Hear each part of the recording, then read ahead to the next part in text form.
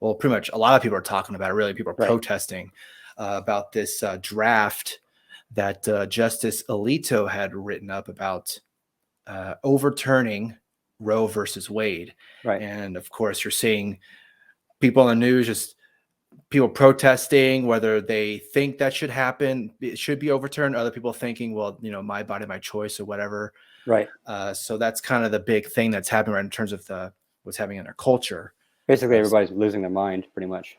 Yeah, pretty much. I mean, what's new? It seems like something every day. Someone's losing their mind about something. The takes from both sides is pretty yeah. So yeah, it's people are losing their minds. Some people are kind of I think I would say they're going further than what they think is going to actually happen. So yeah, that's kind of what I'm looking at. So one of the things that happened in terms of why this has become an issue is that it was apparently leaked, this draft from Justice Alito, and whoever leaked it, I don't know whether it was, and we'll kind of talk about too, because I kind of want to ask you about that. We'll go over that a little bit, in terms of what you think about that. But in terms of the draft itself, I believe it's a 98-page first draft. Even it's not like it's been, this is 100% gonna happen. Well, I think we both kind of know, because I think you read it. I read it. Only first 64 pages are the actual opinion. The rest of it is just supporting evidence, right?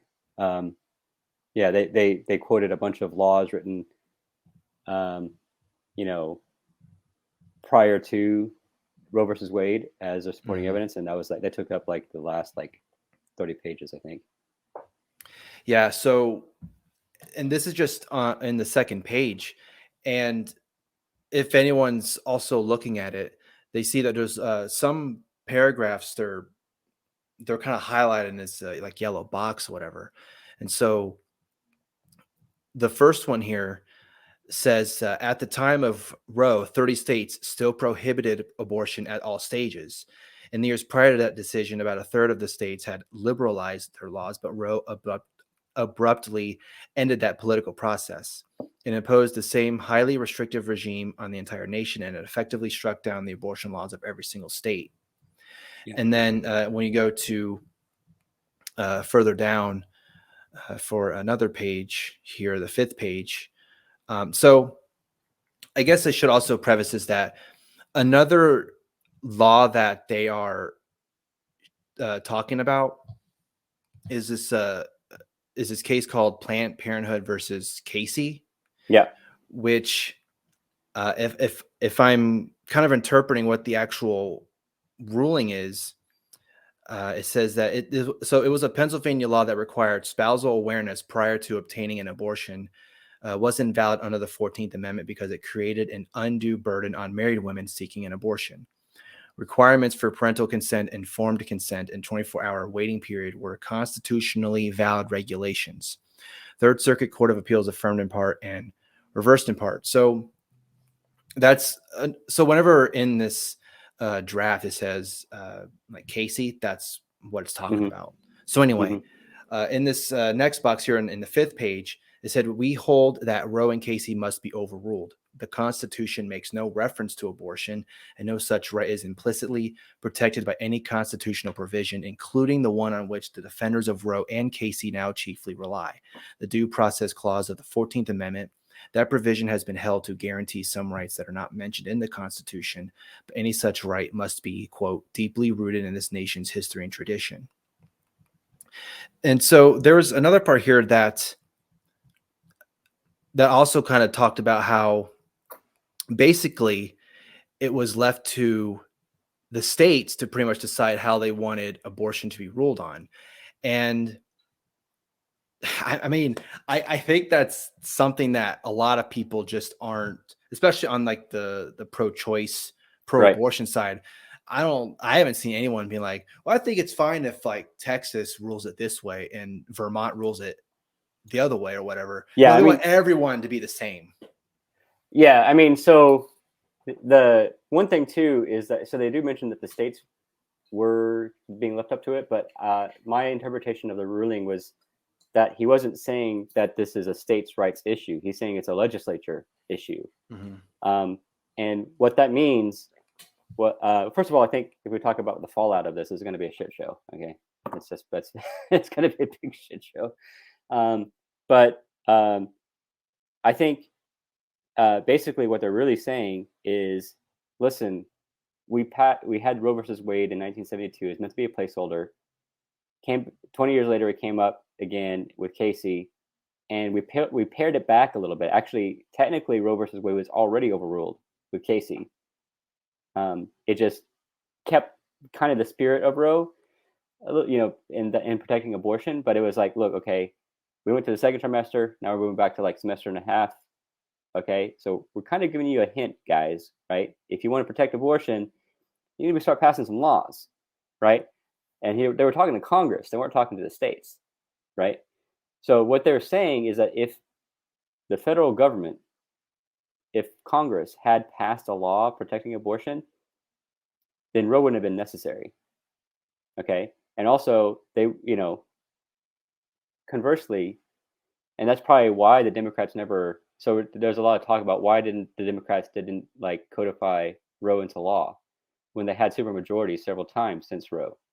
And I think the reason why is because Roe set too high of a bar.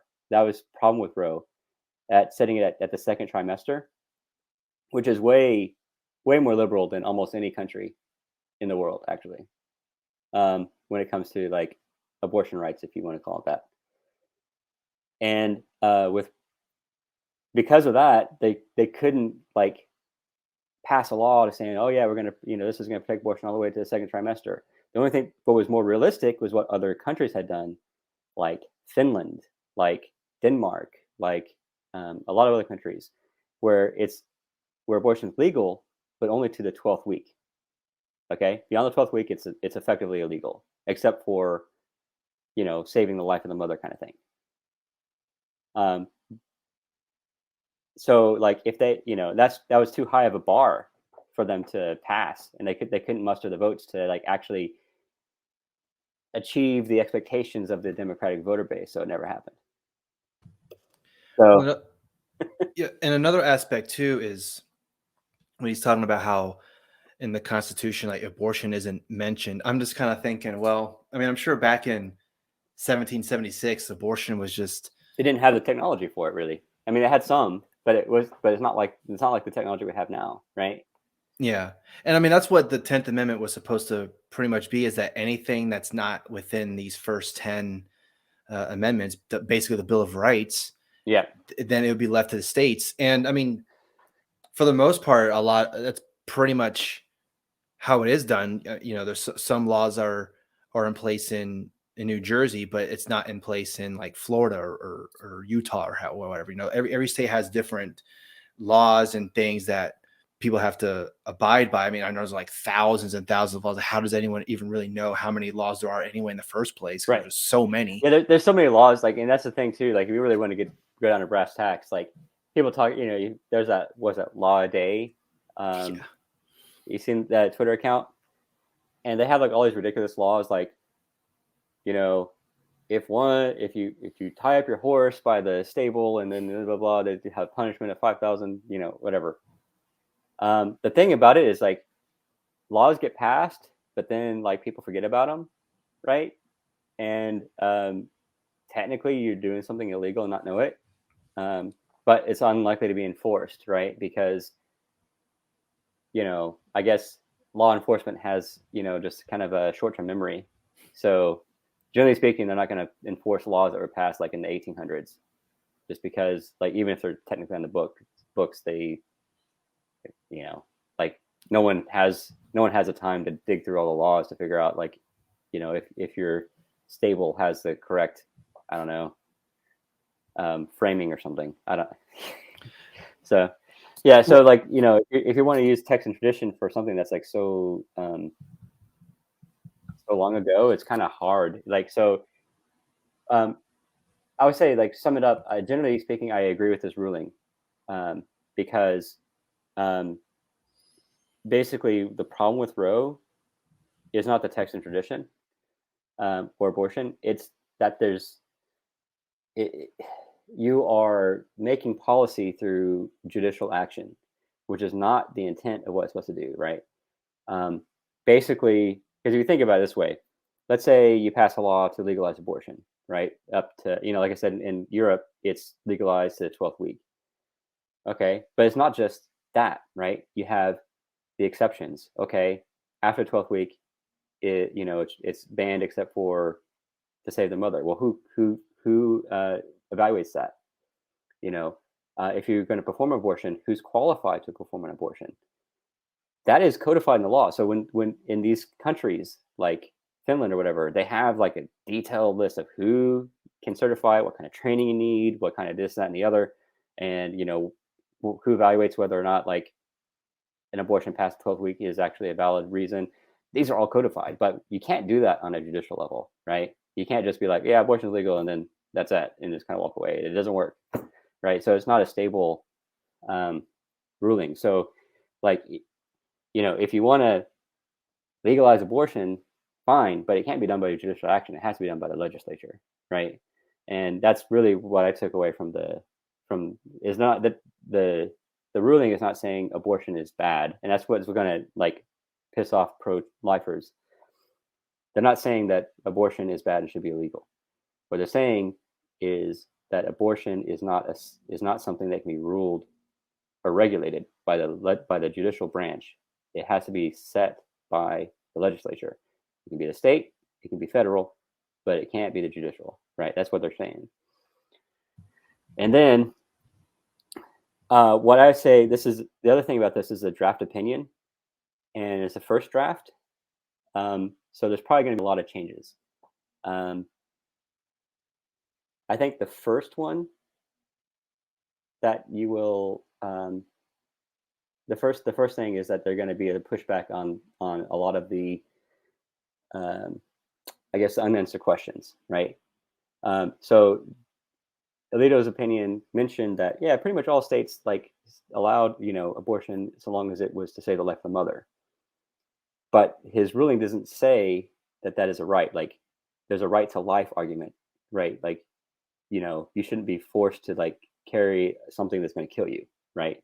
So there's a good example. My wife had an ectopic pregnancy. And Nico said that too. Like, she doesn't think that an ectopic pregnancy, like the medication used to stop an ectopic pregnancy, is an abortion, right? Because an ectopic pregnancy will never actually become a baby. It's just not possible. It's gonna be suffocated in the fallopian tube. It won't develop past. It won't even form like limbs or anything. It's just going to become a blob. So that's not really a pregnancy, in my opinion, and it's also not really an abortion. But both pro-choicers, like the extreme pro-choicers, will say that's an abortion, and then some like really, really out there, like kind of extremist pro-lifers are going to be like, that's an abortion. I don't really see that very often, but there is a fear that someone could be like, yeah, you can't do that. Another example is in Ireland. There was the reason why Ireland legalized abortion was because there was a case where a woman had was in their, I think, her third trimester and had effectively a miscarriage, right? But the remains of the dead baby was stuck in her womb, and it started to fester and basically rot in her womb, and it started to have sepsis, right? But the Catholic authorities there were not allowing her to have an abortion. Again, my opinion, that's not an abortion, right? It's already dead. You're just removing the dead tissue. But they wouldn't allow her to have an abortion because in their mind, like removing, not allowing it to just pass on its own is abortion. It's like an too far extreme pro-life sort of interpretation. So I think that's going to be the first thing that's edited is they're going to be like, look, right to life is inherited. Like if any state tries to do something to the extreme of like legitimately not allowing people to have what some people call an abortion, which really, again, in my opinion, is not an abortion, that will be overruled. Like the court will basically say that's that's not constitutional. You can't like endanger a person's life over what you perceive to be an abortion, right? Um, and there's probably other issues surrounding like um, contraceptives and things like that, where you're gonna be like, yeah, you can't go to the extreme where you deny people contraceptives under the guise of abortion, banning abortion kind of thing. But we'll see. That's kind of, but I think for sure the right to life will probably be the first pushback, um, you know, on that. So, okay, now I'm going. Now I lost my train of thought. So where are we going now? Well, we can kind of talk about that a little later in terms of like, because I know some people were saying, and I'm sure we'll talk about it later, like I said, about someone, well, how come no one's complaining about miscarriages? And so, Yeah, well, that's different, you know? yeah, and so that's I feel like there's a straw man from the pro-choice, um, like side of things. Like, people aren't talking about miscarriages. People aren't talking about these like talk about pregnancies, and it's like, well, I mean, he Alito did get evidence that said that pretty much everyone was like, all the states were like, yeah, if you need like medical care because of something that's life threatening that requires removing. Sometimes now it is true that sometimes it is like removing.